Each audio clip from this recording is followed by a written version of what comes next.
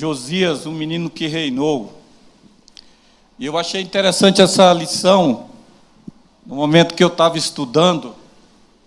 Seria uma lição excelente para jovens, adolescentes, né? Que fala muito sobre isso.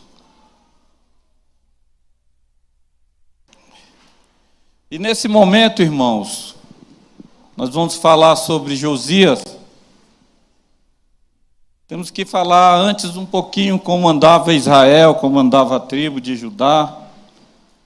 Nesse momento, Israel estava entregue à religião corrupta, Israel estava entregue ao politeísmo, estava entregue à idolatria, e a coisa ia mal.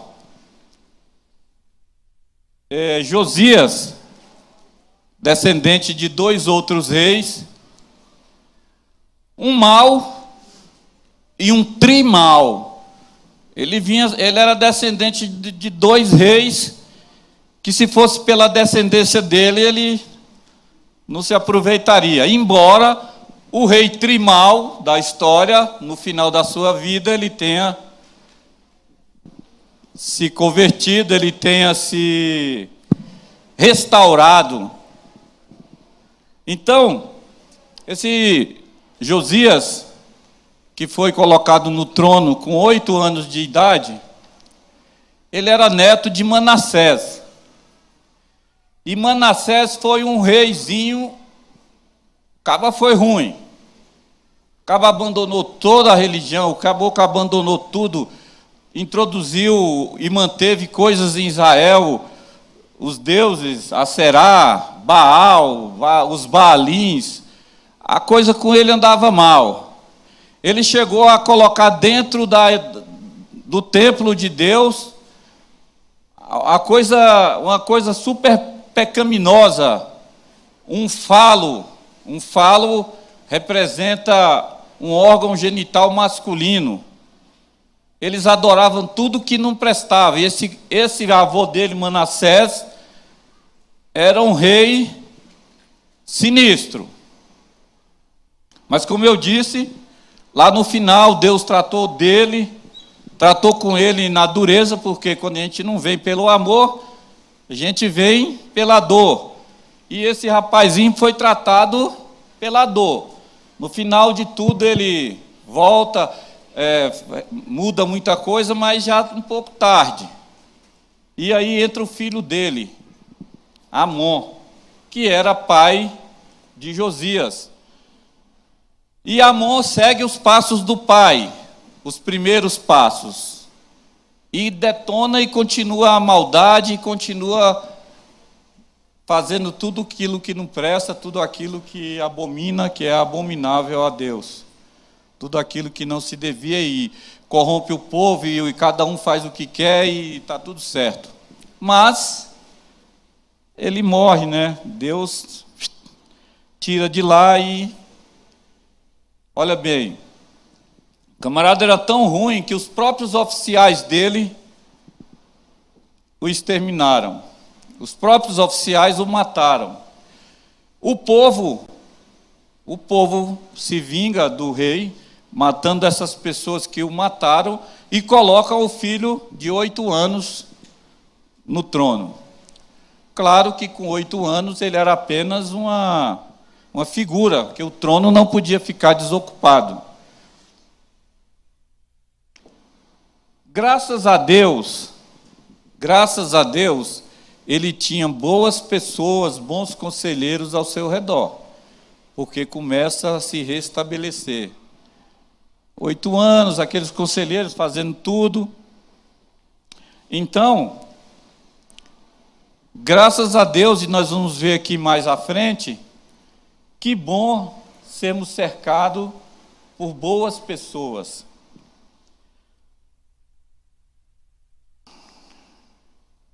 Aos 16 anos, ele assume um compromisso definitivo com o Senhor. E aos 20 anos começa um expurgo da idolatria em Jerusalém. Por que eu disse que seria uma lição muito boa para os jovens e para adolescentes? Com 16 anos, ele toma uma atitude diante de Deus. Ele foi cercado de boas pessoas, ele foi levado a isso, ele reconheceu que sem Deus não seria nada. E, de fato, toda a vida dele vai ser moldada pela sua dedicação às coisas do Senhor. E ele vai conseguir, vai começar a mudar tudo em Jerusalém, tudo na tribo de Judá. E quando a gente fala justamente por isso, quando a gente fala em Josias, a gente logo faz referência às reformas promovidas por ele, porque ele fez muitas reformas, como nós vamos ver a seguir. Nós vamos ler aqui a introdução. Vamos ler 2 Crônicas 33, 21. Alguém gostaria de ler? 2 Crônicas 33, 21. Então vamos lá. 2 Crônicas 33, 21 vai dizer... está lá, o irmão vai ler. Tinha Amon 22 anos de idade, quando começou a reinar, e reinou 2 anos em Jerusalém. Amon era o pai do rei Josias. E vamos ler 34, 2. Só lembrando, Amon foi um péssimo rei. 34, 2 diz assim: Josias agiu de modo justo e sincero diante de Yahvé, o Senhor, obedecendo aos conselhos e orientações do rei Davi, seu antepassado e predecessor, sem se desviar deles, nem para a direita, nem para a esquerda. E aí, nesse momento, Josias vai começar a purificação do templo, a purificação da nação. Então vamos ler aqui a introdução. Quem era esse menino que reinou?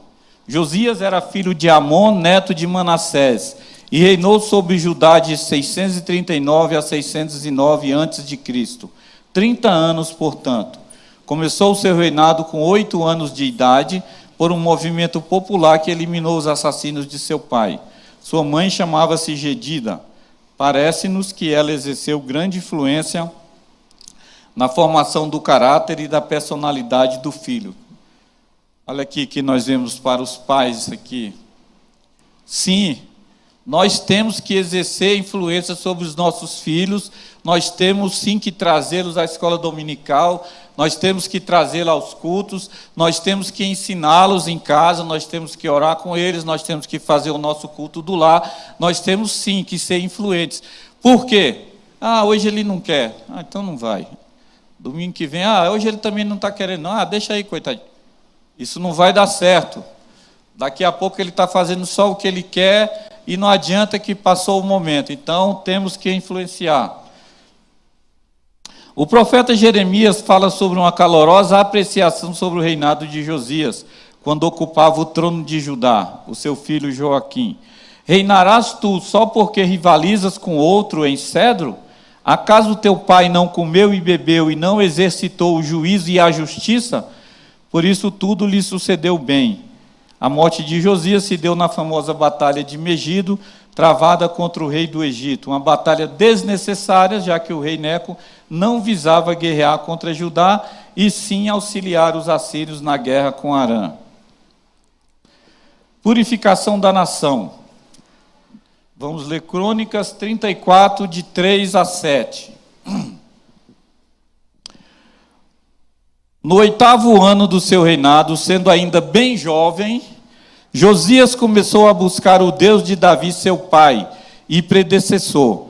No 12º ano, deu início à reforma religiosa de Judá e Jerusalém, retirando os altares idólatras, os postes sagrados, as imagens esculpidas e os ídolos de metal. Sob as suas ordens foram derrubados e destruídos todos os altares de Baalins. Além disso, ele pessoalmente despedaçou os altares. Ele não falou, vai lá e arrebenta, não.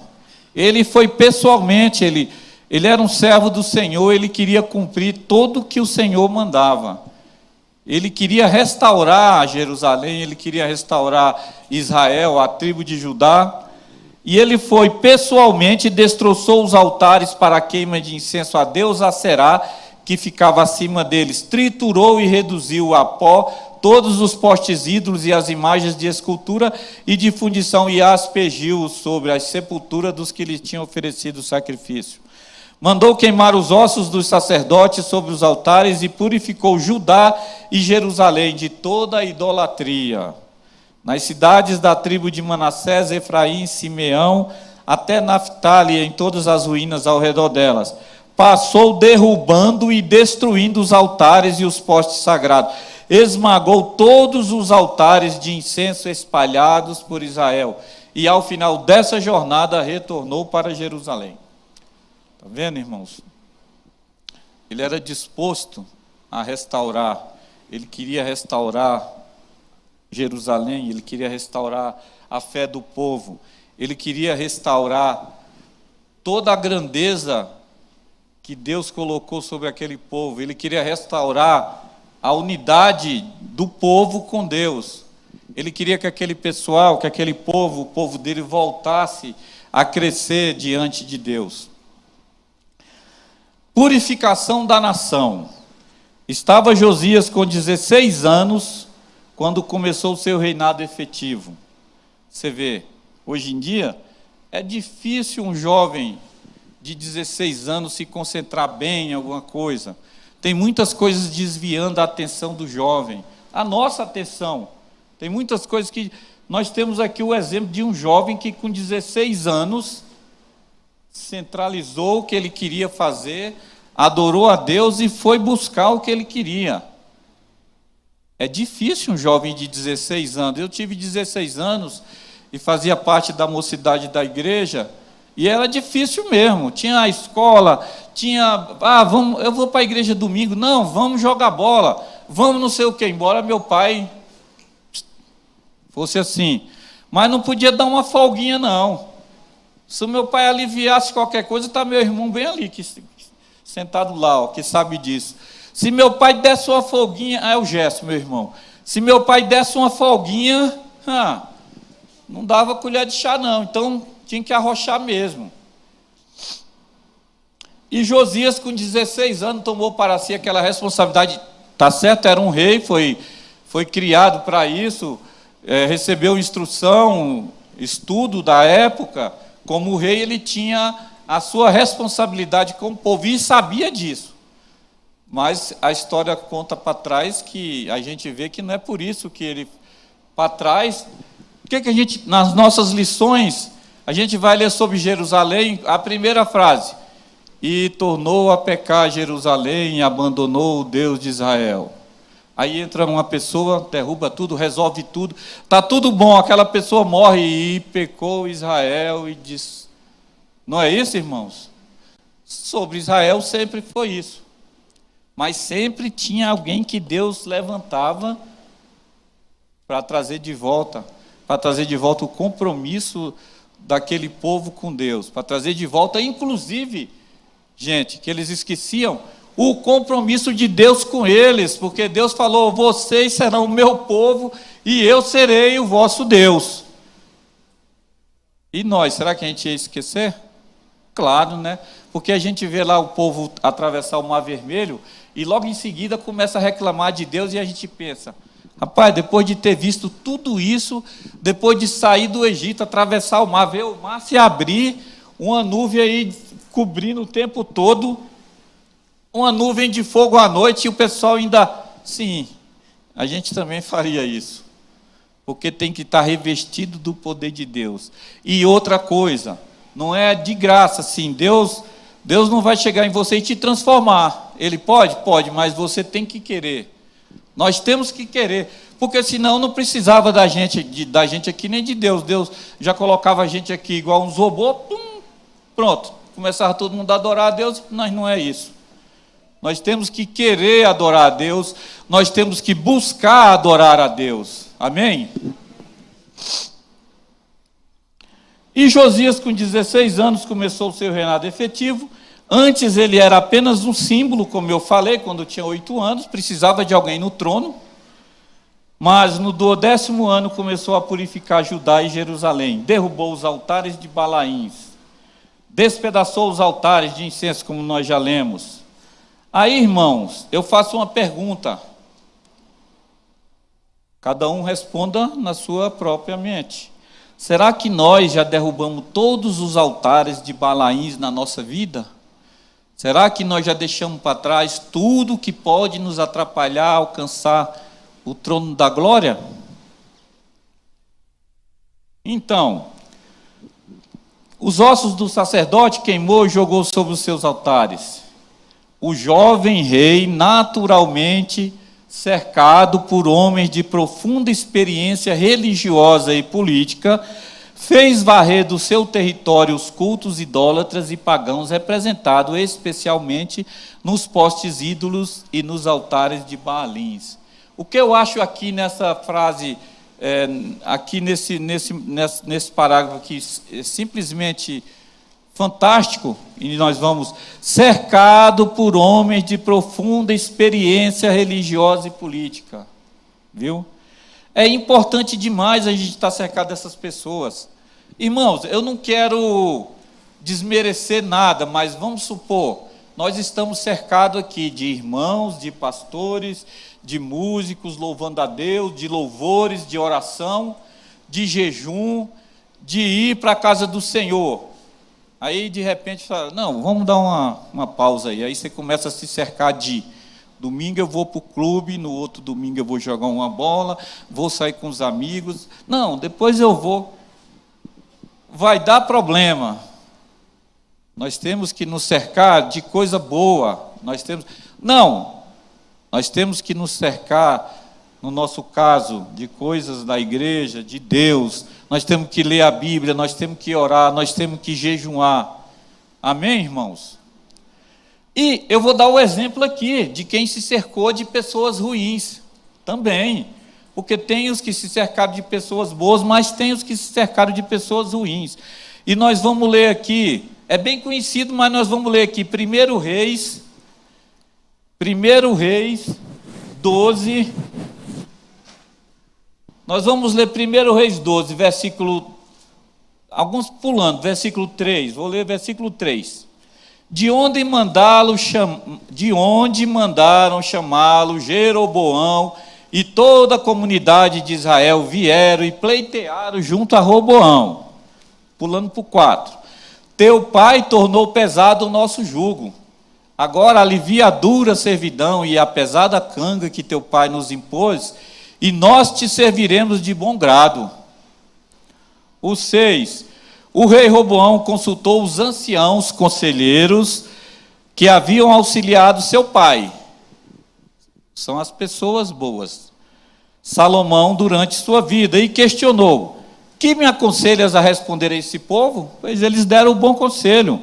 E eles lhe sugeriram: se hoje te sujeitares à vontade desse povo, se te submeteres a ele e lhes dirigires palavras de compreensão e cooperação, então eles serão para sempre teus servidores.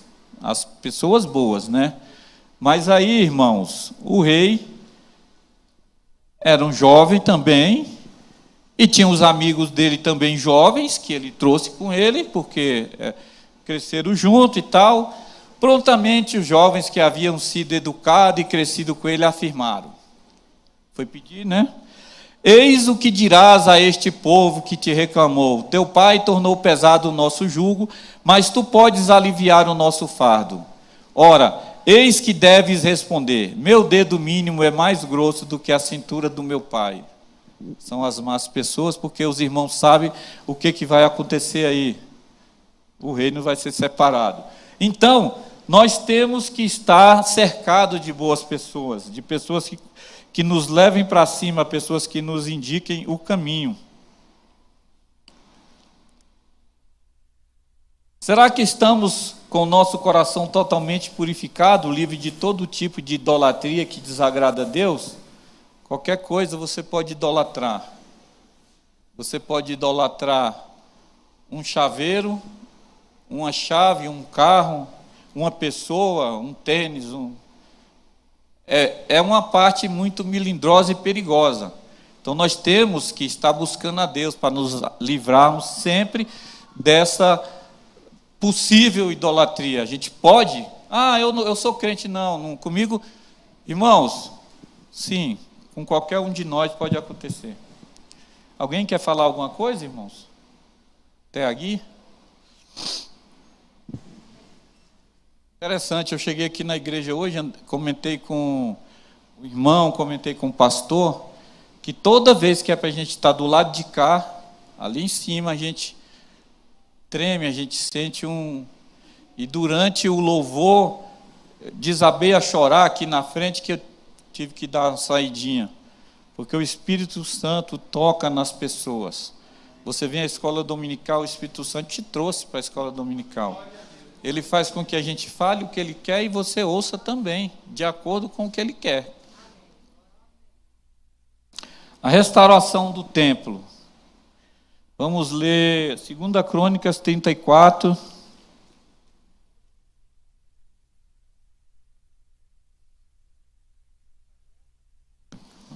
34, de 8 a 13. Opa!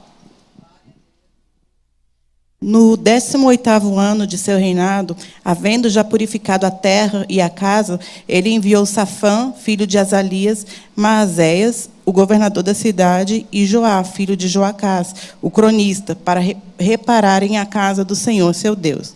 E foram ter com Ilquias, o sumo sacerdote, e entregaram o dinheiro que se tinha trazido à casa de Deus, e que os levitas, guardas da entrada, tinham recebido da mão de Manassés, de Efraim e de todo o resto de Israel, como também de todo o Judá e Benjamim, e dos habitantes de Jerusalém. E eles o entregaram nas mãos dos oficiais, que eram superintendentes da casa do Senhor.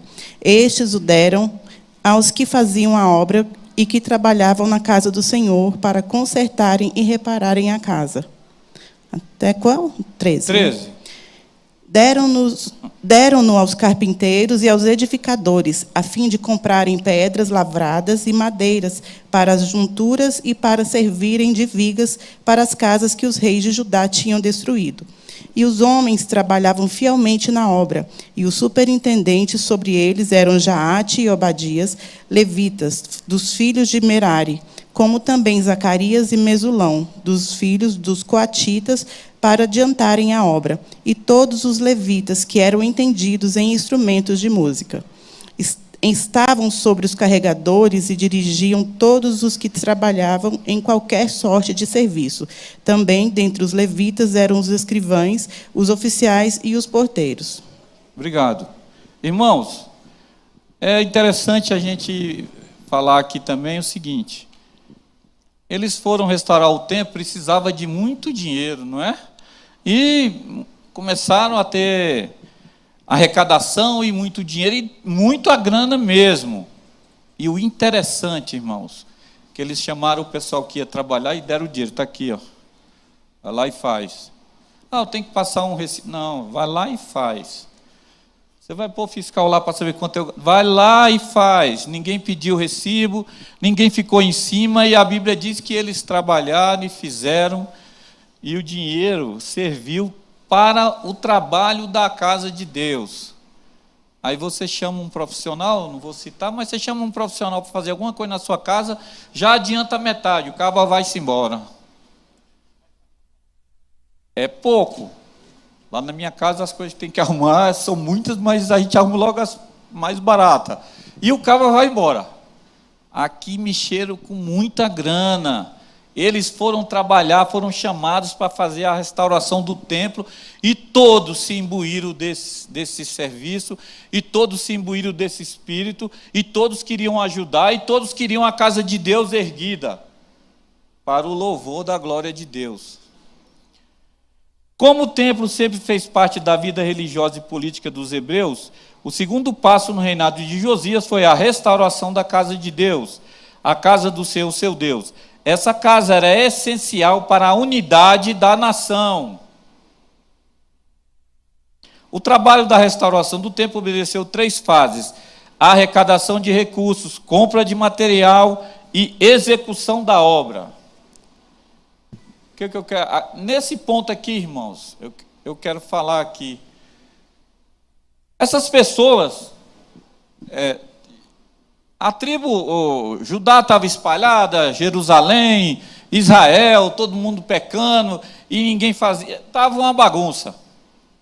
Não existia unidade, cada um pensava, cada um fazia o que queria,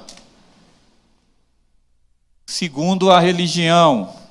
Então, começaram, eu imagino, a ter campanhas: olha, nós precisamos arrecadar fundos para a construção, para a restauração do templo.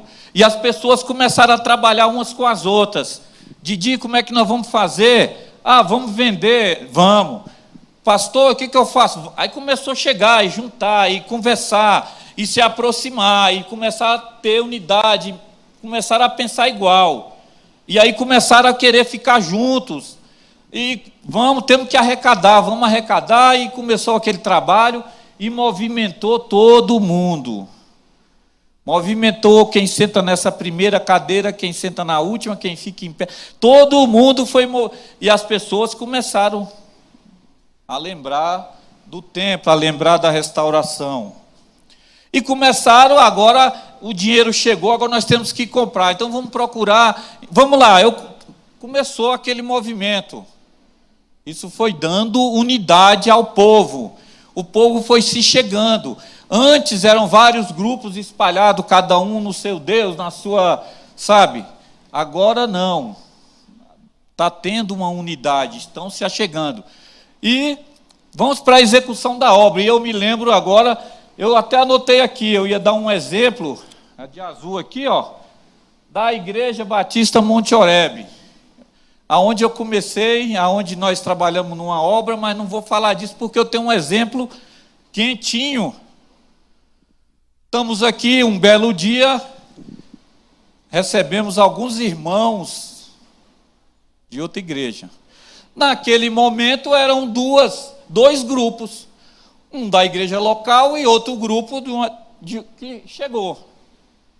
Aí, irmãos, começou o trabalho de Deus, começou o trabalho para tornar-se uma unidade. Não era para ter um grupo aqui e outro ali, não. O que aconteceu? Os irmãos começaram a trabalhar junto com os músicos, outros músicos. Os irmãos diáconos começaram a trabalhar no diaconato junto com outros irmãos diáconos. Não tinham 2 grupos de diáconos, tinha um grupo de diáconos, músicos. Os irmãos começaram a se misturar, os irmãos começaram a trabalhar lá atrás, os irmãos começaram a dar aula. E aquilo que era 2 grupos foi se transformando em um grupo. Os irmãos vieram para o ensaio da maturidade, dos jovens da maturidade. Não temos mais 2 grupos. Os pastores começaram a pregar, começaram a trabalhar juntos. Não que fosse separado, mas existiam 2 grupos. A partir desse momento, irmãos, todos trabalhando junto, começou a ter... Exato. E aí está a unidade. Porque para fortalecer começou a ter unidade. E assim eles conseguiram, com unidade, buscar a Deus e conseguiram restaurar e trabalhar. Um garoto de 16... Aqui já tinha mais, lógico, nessa parte. Mas um garoto de 16 anos, dirigido por Deus, através da sua turma boa, e eles estavam restaurando o templo. Com a restauração da casa de Deus, o povo começa a se reunir e tornar uma unidade, com todo esse trabalho, com aquisição de material, execução da obra. Eu costumo dizer que eu sou ex-fuzileiro naval, mas lá, no quartel, no recrutamento, chega 100 garotos que nunca se conheceram. E dali 6 meses está um segurando a mão do outro, Está um pagando pelo outro, está um ajudando o outro. Uma unidade. Imagina as Forças Armadas se dissolverem. Tudo tem que ter a unidade.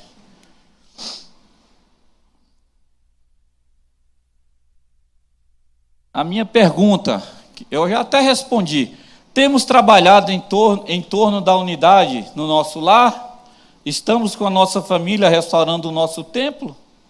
Estamos buscando ao Senhor? Estamos nos dedicando? O nosso culto do lar, ele também tem que ser uma unidade.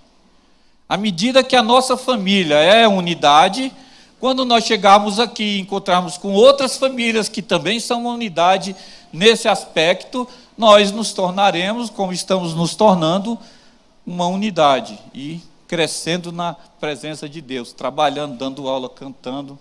O pastor.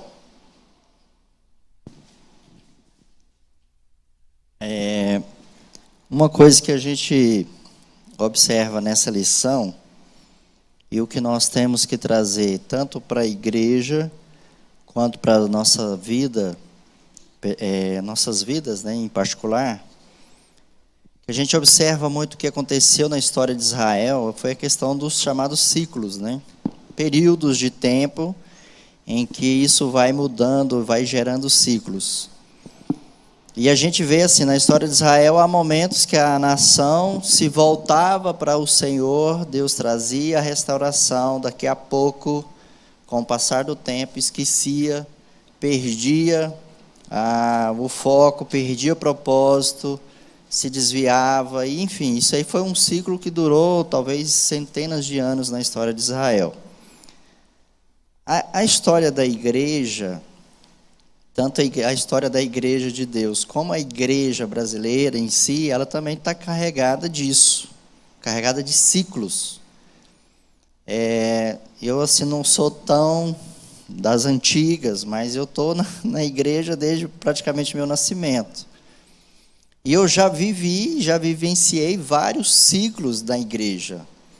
Os ciclos assim, em que a igreja ela está muito bem, a igreja cresce, a igreja está unida, está no propósito, mas daqui a pouco também a gente está sujeito a viver ciclos da nossa vida, aquilo que você falou, a coisa começa a minguar, os objetivos não começam mais a ser os mesmos, e eu falo tanto de ciclo de igreja local, quanto ciclo igreja de uma forma geral. Perfeito. Assim como eu falo também das nossas vidas em relação a ciclos. Porque existe muita questão do sensacionalismo, existe muitas questões das emoções, né? Existe muita questão daquela coisa de ser o sanguíneo. Vamos fazer, vamos agir, vamos acontecer. Daqui a pouco o fôlego termina e muita gente está pelo caminho, está capengando. Daqui a pouco está todo mundo desviando o seu foco, está daqui a pouco fugindo do propósito. Se a gente tem atentar para ciclos, né, nós estamos há não muitos anos atrás, não muitos meses atrás, a gente estava vivendo um ciclo de pandemia que foi assim um choque para a igreja. Várias realidades que a gente se deparou, de adaptações que a gente teve que fazer. Então, assim, o que eu vejo, e talvez assim pessoas como o Bispo Silvio e outros que já estão caminhando na fé há muito mais tempo e têm muito mais vivência do que eu, nós temos que entender os ciclos e nós temos que permanecer firmes e inabaláveis em todo o tempo. Porque tanto na vida pessoal, quanto na vida da igreja, quanto a gente vivenciou na vida desse rei, que na vida dele, no ciclo dele, ele resolveu fazer o que era reto diante do Senhor. Mas a gente vê que logo em seguida, depois dele, o rei, que foi depois dele, já desandou totalmente. E a gente vê que não muito tempo depois houve uma queda total de toda a nação de Israel, de Jerusalém. foram, né, exilados para a Babilônia, enfim.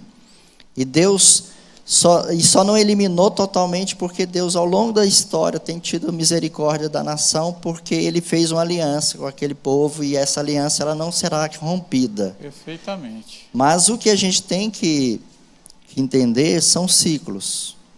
Então, assim, não sejamos assim do tipo, vamos dar um tiro de 100 metros, vamos dar o gás e vamos correr 100 metros, porque às vezes a nossa corrida vai ser de 10 mil metros, vai ser de 40 quilômetros. Então, vamos prosseguir em conhecer ao Senhor, sabendo que existem ciclos, que existem etapas, que existem momentos nas nossas vidas, tanto de igreja quanto da nossa vida pessoal. Há muita gente que chega, há muita gente que vai, muita gente que nasce, muita gente que infelizmente nós vamos perder nessa caminhada, mas olhando para o nosso autor, consumidor da nossa fé, olhando para Jesus, olhando para a esperança da glória que nós temos, que é Cristo, nosso alvo é Cristo, nosso destino é o céu, ou a origem é o céu, como alguns interpretam. Mas nós temos que lembrar, nós não estamos numa corrida de 100 metros, nós estamos numa corrida que talvez não tenha tempo para terminar. Para alguns vão terminar rápido, para outros vão demorar. Jesus vai vir ou coletivamente, ou vai vir individualmente para todos nós. Então, a gente tem que caminhar com esse pensamento e lembrar que é ciclo, e a gente tem que ficar muito atento com esse ciclo, porque às vezes a gente está vivendo um ciclo de empolgação, dizendo, agora vai, daqui a pouco o fôlego termina e a gente está perdido de novo. Ou a gente pode estar no perdido, a gente pode estar vivendo o ciclo do deserto, da escassez, da falta de propósito, da falta de visão, mas o Senhor, como tem sido dado a aula aí, eu tenho certeza que o Espírito Santo está nos chamando, nos convocando para nos unirmos, estarmos juntos como igreja, como uma fogueira que queima, como uma unidade, um corpo, onde é aqui, nesta igreja, que Deus vai revelar os seus propósitos, é aqui que Deus vai revelar os seus mistérios, é aqui que Deus vai sarar, é aqui que Deus vai curar, é aqui que Deus vai trazer de volta a esperança para aquele tronco que está cortado, que acha que não tem mais o que fazer. Deus vai trazer de novo a vida, a luz e a esperança. Perfeitamente. Amém. O Gesso. Paz do Senhor, igreja. Eu só queria fazer um complemento, como o pastor falou, e o meu irmão ali colocou na revista. A revista traz que Josias, ele teve uma conversão. E a Bíblia diz que Josias, como ele, como o coração dele, como foi a conversão dele, não houve e nem haverá alguém como ele. A conversão, ou seja, Josias, ele entendeu o que os anciões mostraram para ele e ele compreendeu quem era o Deus verdadeiro. Então, Josias, quando ele transforma tudo isso, quando ele volta o seu coração para o Deus verdadeiro, o povo compreende. E o povo se une nessa condição de restaurar o povo de Deus. Mas, como diz o pastor, trazendo para os nossos dias, o cuidado tem que ser redobrado, porque o povo de Israel há de se perguntar, durante toda a nossa história de Israel, se esse povo, alguma vez na sua vida, se converteu. Quando eu digo se converteu, se esse povo foi um povo que reconheceu verdadeiramente a Deus, porque o que acontecia era que Deus, por causa da sua aliança, Deus conduzia o povo, e de tempos em tempos escolhia aquele que deveria mudar a mentalidade do povo. Então, para nós temos que atentar para essa conversão. Será que o nosso coração está convertido ao ponto de continuar a seguir a Deus verdadeiro? Porque, como diz o pastor, lá na frente, ou cá atrás, vai chegar o momento em que nós vamos deixar a existência, da forma que nós somos.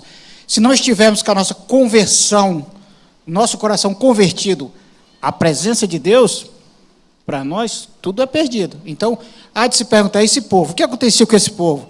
Esse povo tinha se convertido ou era apenas um povo que tentava. Nós também tentamos, mas nós temos que ir a fundo, porque na lição aí eu achei interessante isso, que a Bíblia fala que o coração, a conversão desse jovem, é uma conversão que não houve e que não haveria. Pela idade, pela a falta de maturidade, esse jovem ele tomou uma posição. É bem claro, dizendo que ele teve os conselheiros que o apoiaram, e ele entendeu que o verdadeiro Deus é aquele que nós estávamos abandonando, ou seja, aquele que ele abandonou. E quanto a nós temos que compreender isso. Nós temos essa consciência que o nosso Senhor Jesus Cristo, mandado pelo próprio Deus, que se entregou por nós o aceitamos verdadeiramente? Porque se nós não o aceitamos, nós corremos um sério risco de amanhã depois estarmos nos convertendo para outras áreas, né? Levando a nossa mente para outra coisa, né? Então, a igreja, enquanto unidade, ela tem que estar sempre em oração, né? Buscando ao Senhor, para que isso não venha a ocorrer. E se alguém, como diz a Bíblia, se desviar, nós temos o irmão aqui da esquerda, o irmão da direita, para que possa puxar, né? Porque a Bíblia fala que um tem que trazer o outro, nós temos que estar andando junto aí nessa unidade. Amém? Perfeitamente. Quanto aos ciclos que o pastor falou, sempre vão ter ciclos bons, ciclos maus, mas um ciclo mau vai nos ajudar a descobrir formas, vai nos ajudar a trazer formas novas. Antes da pandemia, uma grande maioria de igrejas não tinha essa transmissão online. Quando chegou a pandemia, antes um pouquinho, eu penso o seguinte: Deus, essas igrejas estão meio paradas, né? Esse negócio de só esse culto, e não, nós vamos dar um jeito nisso. Aí tivemos esse problema aí da pandemia. Num primeiro momento desse ciclo, a gente se afastou. Depois fomos voltando, surgiu aí a transmissão online. Nós levamos o evangelho mais longe, porque provavelmente tem gente lá em Curitiba nos assistindo, tem gente no Nordeste, tem gente aonde você mandou o link, tem, graças a um ciclo que apareceu ruim. Amém? Tem gente lá nos Estados Unidos que deve estar nos assistindo. Então, um ciclo bom nos ajuda e um ciclo ruim também nos ajuda. Quanto ao fôlego, nós temos que nos ater na força do Senhor, porque na nossa força, irmãos, vai tudo por água abaixo. Aí o pastor Sato vai falar: não, eu vou ali, eu vou abrir uma congregação para mim e deixa comigo. Não vai funcionar. A não ser que Deus indique, fala: olha, é a hora de você abrir uma congregação. Então, irmãos, tudo isso veio para nos ajudar. Os ciclos bons, os ciclos ruins. E a nossa força está firmada em quem? Em Deus. Não adianta, vou juntar eu, Didi que é forte. Não adianta, que não vai funcionar. Nós temos que nos ater ao nosso Deus, amém? Seguindo aqui, ratificação da aliança com o Senhor. A aliança que Deus havia feito com Abraão estava de pé, não tinha acabado não. Ela não caducara, os seus princípios ainda eram válidos. Porém, de vez em quando o povo se esquecia dela. O rei Josias ratificou os seus 3 princípios fundamentais. Como o pastor disse, eu disse lá atrás, o povo de Israel ia bem, enquanto aquele dirigente estava no comando. Quando ele morria, o povo, cada um fazia o que queria, cada um se desviava. Por isso que eu falei, a gente vai ler sobre Israel, e Israel abandonou o seu Deus. Mas aí Deus levantava uma outra pessoa, e aquela pessoa era temente a Deus e colocava tudo nos trilhos de novo. Enquanto ela estava ali, estava tudo indo muito bem. lá na frente ela tinha que partir e o povo... Entendeu, irmãos? Então, o rei Josias ratificou os seus 3 princípios fundamentais.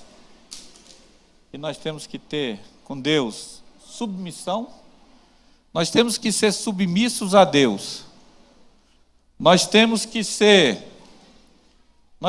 ter fidelidade com Deus, e nós temos que ter uma obediência. O rei Salomão, o Josias, mandou o pessoal ir lá arrumar a casa de Deus e tirar os escombros, e o camarada achou um livro lá. Opa! E esse livro aqui? Leva para o rei. Quando começou a ler o livro da lei, que provavelmente seja Deuteronômios, segundo esse guia do leitor da Bíblia, pode ser o livro de Deuteronômio, o rei começou a se assustar. Opa! Aqui tem problema para nós. Olha o que nós deixamos de fazer aqui. E se deixar de fazer, olha o que pode acontecer aqui. E esse livro que estava perdido, provavelmente deve ter sido Deuteronômio.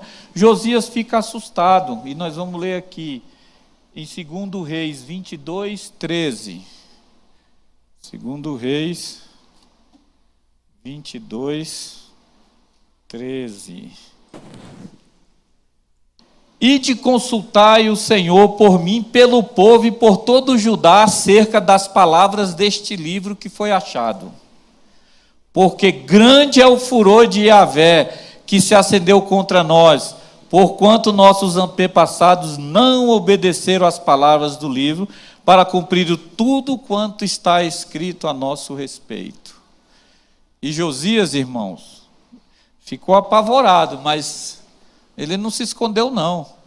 Ele buscou como resolver o problema. Ele foi para os pés do Senhor. Ele foi fazer ele ratificou a aliança com Deus. Irmãos, botou todo mundo lá e vamos embora. E vamos ler o que tem no livro e vamos ver o que nós podemos fazer. Nossa, eu acabei de fazer isso aqui e eu fiz uma coisa errada. Eu vou lá para o banheiro me esconder lá. Não. Dobra o joelho, pede a Deus que Ele te perdoa. E, irmãos, você vai se sentir perdoado. Eu entro ali, às vezes eu estou aqui no banco e aí eu começo a me emocionar, e daí eu peço a Deus, Senhor, se essa emoção for apenas uma emoção terrena, faça com que isso acabe. Muitas vezes não acaba, ou seja, não é, né? Mas quando é emoção minha, a emoção do ser humano, simplesmente porque você se emociona também, acaba. Porque só é válido o que é da parte de Deus na nossa vida. Então, nós temos que estar sempre ratificando a nossa aliança com Deus, sempre, todo dia. E quando você está orando, quando você está obedecendo, quando você está jejuando, quando você está vindo para a igreja. Nesse momento, você está sempre ratificando a sua emoção com Deus. Desculpa, irmãos. A sua aliança com Deus. Amém? Alguém quer falar alguma coisa? Então vamos em frente. Os termos dessa nova aliança fixados no livro do Senhor, dada por intermédio de Moisés, era o livro que estava perdido no templo, naturalmente, desde que o seu avô Manassés ocupara o trono. A pergunta, irmãos, é essa. E nós, como está a nossa aliança com o Senhor? E eu vou ler 2 Reis 23, de 1 a 3. 2 Reis 23, de 1 a 3. Então o rei mandou reunir junto de si todos os anciãos e autoridades de Judá e de Jerusalém. Todos. O rei dirigiu-se ao templo do Senhor, acompanhado de todos os homens de Judá, os moradores de Jerusalém, os sacerdotes, os profetas e todo o povo, dos mais jovens e simples aos mais idosos e influentes cidadãos. E leu com grande voz diante dele todas as palavras do livro da aliança que tinha sido achado na casa do Senhor. Então o rei colocou-se em pé junto à coluna e celebrou uma nova aliança com o Senhor, comprometendo-se a seguir Yahvé e obedecer de todo o seu coração e todo o entendimento os seus mandamentos, os seus preceitos e os seus decretos, confirmando assim a palavra da aliança escrita naquele livro. Da mesma forma, todo o povo firmou compromisso com essa aliança. Enquanto tinha alguém liderando, enquanto tinha alguém falando, vamos fazer isso, vamos fazer aquilo, o povo estava junto. Quando esse alguém subia, o povo, com o tempo, não tinha ninguém que tinha alguém que ficava, claro, mas o povo saía. Então, chamou o povo, chamou os líderes, chamou todo mundo e renovou a aliança. Renovou. Nós precisamos estar sempre renovando? Sim, nós temos que estar renovando a aliança com Deus, até mesmo para que nós não nos esqueçamos que temos uma aliança com Deus. Amém? Samuel.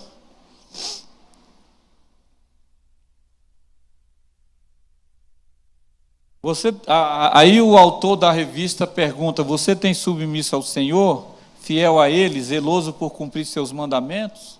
Nós temos que ser fiel, nós temos que ser zeloso, nós temos que cumprir os mandamentos, nós temos que querer tudo isso, embora alguma coisa a gente não consiga, mas a gente quer e nós temos que fazer o máximo para cumprir aquilo que Deus tem para nós. Amém? Restabelecimento da Páscoa. A festa da Páscoa era e continua sendo a celebração mais importante para o povo hebreu.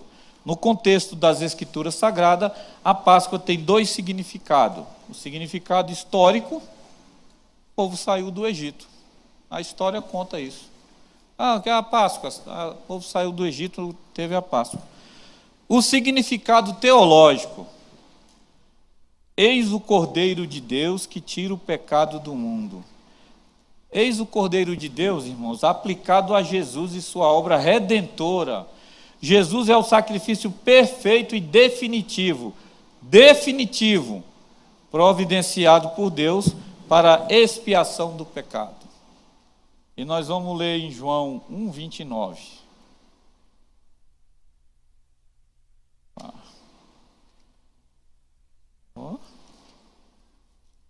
Vamos ler em João 1:29.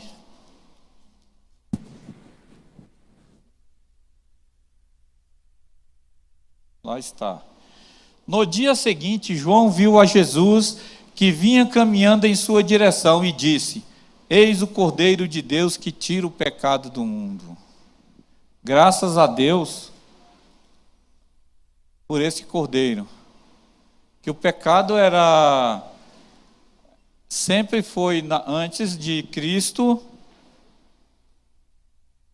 foi expurgado com sangue.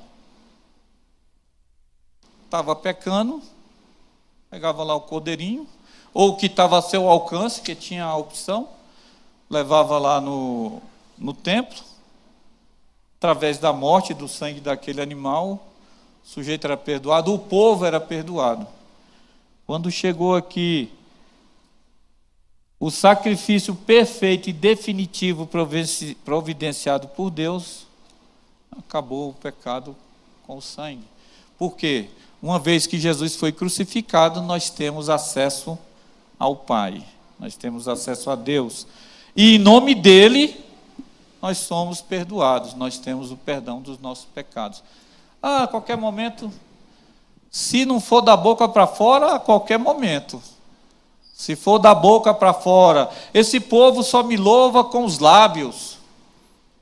Se não for de dentro para fora, não.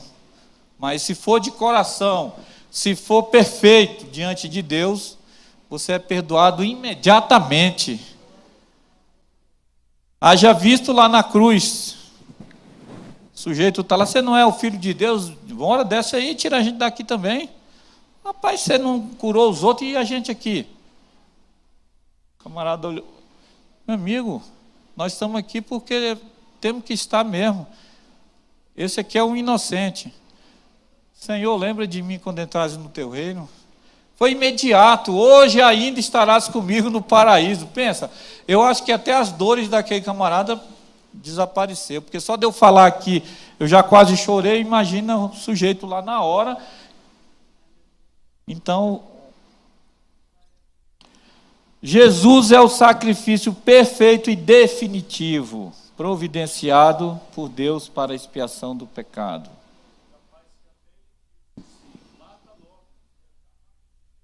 Me elimina logo. Mas aí, será que ele não ficou com medo? Se eu morrer antes dele, para onde que eu vou ter que esperar ele um pouquinho para mim? Que ele não chegou lá ainda. É brincadeira, irmãos. Então, fez unidade do povo, preparai-vos segundo vossas famílias, segundo os vossos turnos, segundo a prescrição de Davi, rei de Israel, Salomão, e a de Salomão, seu filho. Fez a unidade do povo. Nós começamos falando de unidade. No que o povo começou a trabalhar, no que o povo começou a ir para o templo, no que começou a dividir as turmas. Você vai cuidar da porta leste, você vai cuidar da porta oeste, você vai cuidar da porta das ovelhas, você vai cuidar do templo. Começaram a fazer unidade, começaram a se fortalecer. Despertou o espírito de adoração e reverência. Sim, a irmã Ângela me chamou para vir para o ensaio uma vez lá atrás. Eu não vim. Eu estava meio tímido, não vim para o ensaio. Mas em seguida a minha esposa veio, a Dulciane veio, e eu vim também, e aí isso foi, olha aí, foi fortalecendo. O pastor um dia me convidou para dar aula, eu estava com medo e não quis. Mas eu cheguei em casa e fui orar e pedi a Deus. No outro domingo a irmã Dani me chamou e eu falei, vamos lá, e estamos aqui. E isso você vai trabalhando aqui, você vai trabalhando ali, a unidade, o povo vai se unindo. E nós temos que buscar essa unidade. Opa. Avivou a vocação sacerdotal do povo que trabalhou na obra. Irmão Agisando, o senhor vai dar aula? Não, mas vim. Irmão Gerson, irmão, você canta, né? Não, vem cantar. Cantou, gostou e continuou.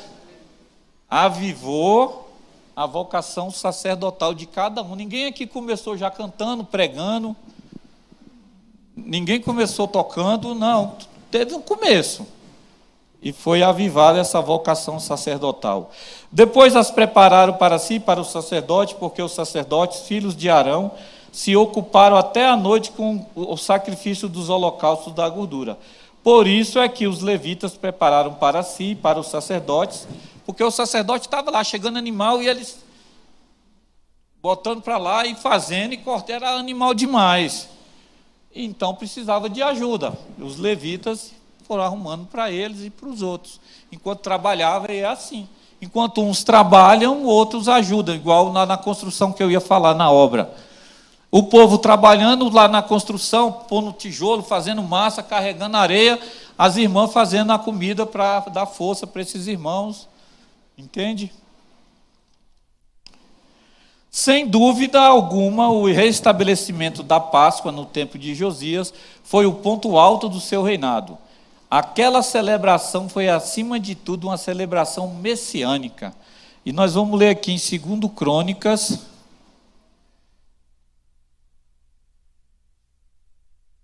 Nós vamos ler aqui em 2 Crônicas. 2 Crônicas 35. Vamos ler aqui em 2 Crônicas 35. Eu separei alguns versículos. Vou ler aqui, em 2 Crônicas 35, eu vou ler, mas alguém quer ler? Então vamos lá. 2 Crônicas 35, verso 7. E o próprio rei Josias deu ao povo que ali estava reunido um total de 30.000 ovelhas e cabritos para ofertas da Páscoa, além de 3.000 bois, tudo foi tirado dos bens pessoais do rei. 8 e 9. Seus chefes e oficiais também fizeram oferta voluntária ao povo, aos sacerdotes e aos levitas, e Ilquias, Zacarias e Jeiel, chefes do templo de Deus, deram aos sacerdotes para o sacrifício da Páscoa 2.600 cordeiros e cabritos e 300 novilhos. Da mesma maneira, Conanias com seus irmãos Semaías e Natanael, e os líderes dos levitas, Asabias, Jeiel, Josabade, forneceram graciosamente aos levitas 5.000 ovelhas e cabritos e 500 bois. E o 18. A Páscoa não havia sido celebrada dessa maneira em Israel desde os dias do profeta Samuel, e nenhum dos reis de Israel havia organizado uma Páscoa como esta, como fez o rei Josias, com os sacerdotes, os levitas e a cooperação de todo Judá e Israel, que ali se reuniram com os habitantes de Jerusalém. Uma unidade. Eu li isso, irmãos, para ver tanto que foi grande essa Páscoa, o tanto que foi boa, o tanto que esse pessoal estava imbuído em obter de Deus todo o perdão necessário, toda a gratidão. Eles queriam reatar tudo o que havia perdido no passado. Então, isso tudo eles fizeram de coração. Eles doaram, eles fizeram, eles trabalharam. E nisso, a unidade se formou, como nós estamos aqui, irmãos. Conclusão. Quando o pastor vai chegando para cá, já é hora de... deixa, ele vem chegando, opa, é a hora. E ele chegou bem na hora, eu acho. Conclusão. O reinado de Josias é único em toda a história de Israel. Ele trouxe o povo de volta a Deus. Contudo, parecia perdido.